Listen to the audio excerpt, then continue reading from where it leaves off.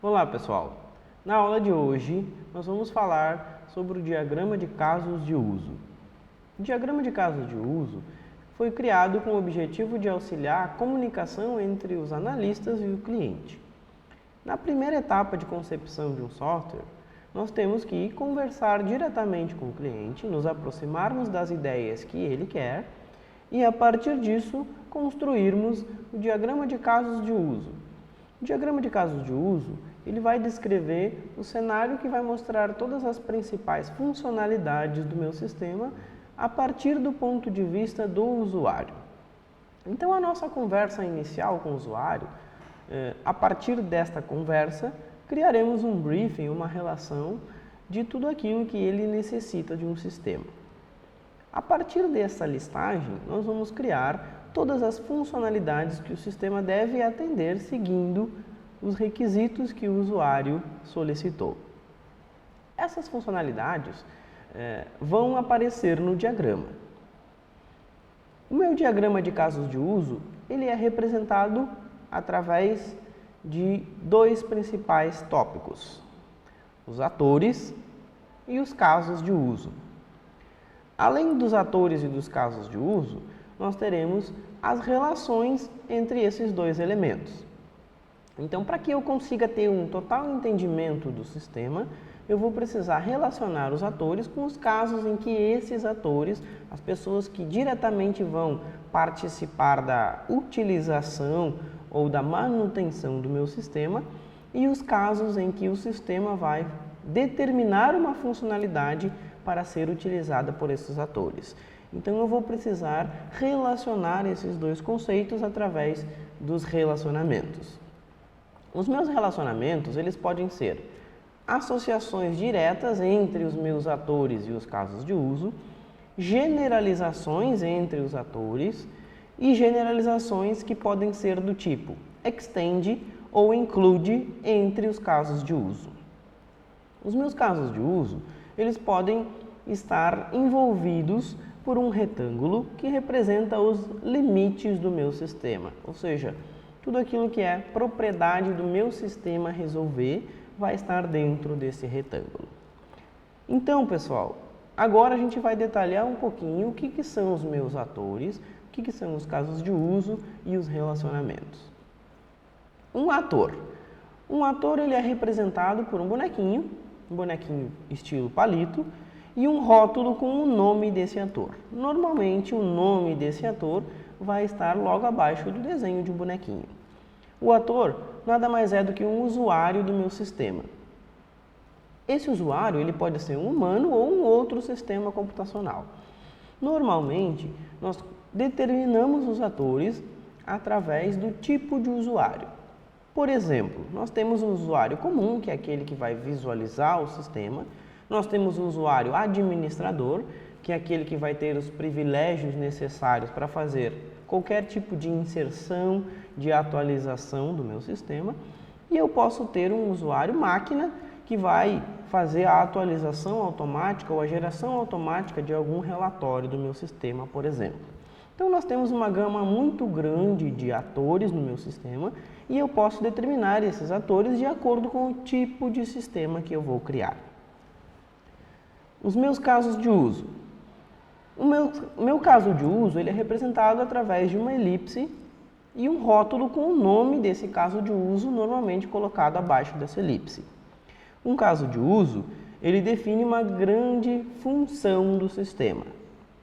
A implicação é que a minha função, ela pode ser estruturada em outras funções e, portanto, um caso de uso, ele pode ser estruturado, ele pode ser quebrado em várias elipses. Então, essas bolinhas, esses círculos que vocês visualizam aqui no meu diagrama, são os casos das funcionalidades ou das funções que o meu sistema deve atender dentro dos requisitos do usuário.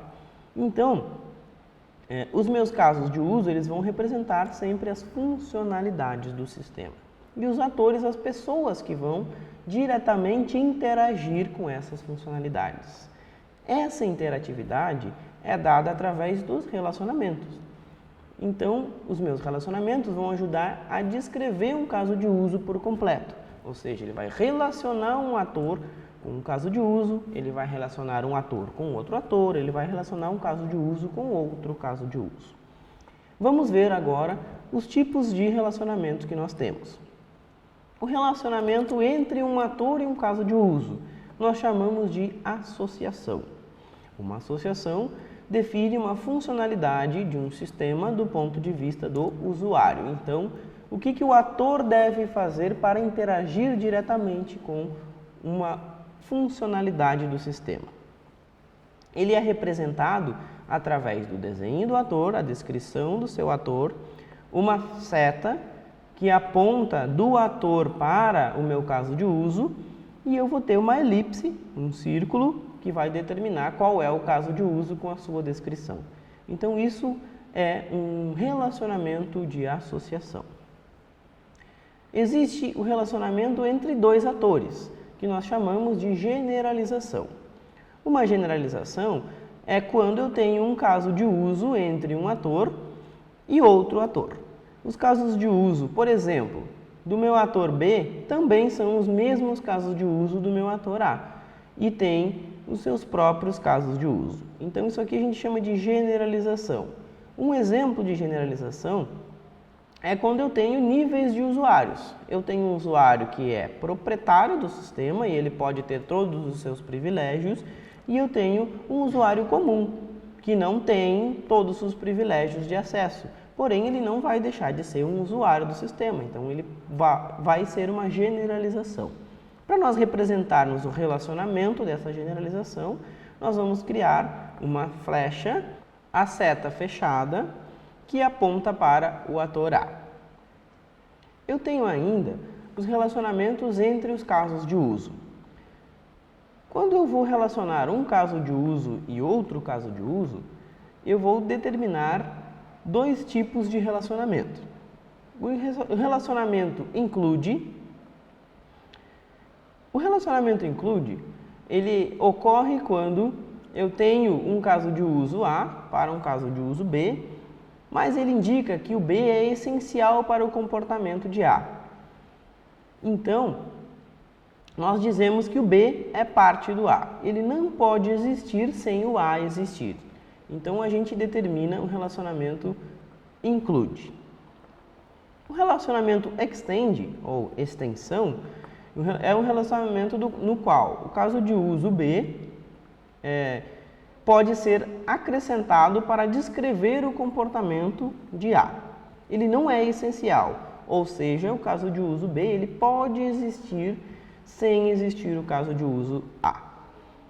A extensão ela é inserida em um ponto de extensão do caso de uso A. Então, quando a gente cria um relacionamento do tipo extend, nós estamos dizendo que um caso de uso pode existir sem um outro caso de uso.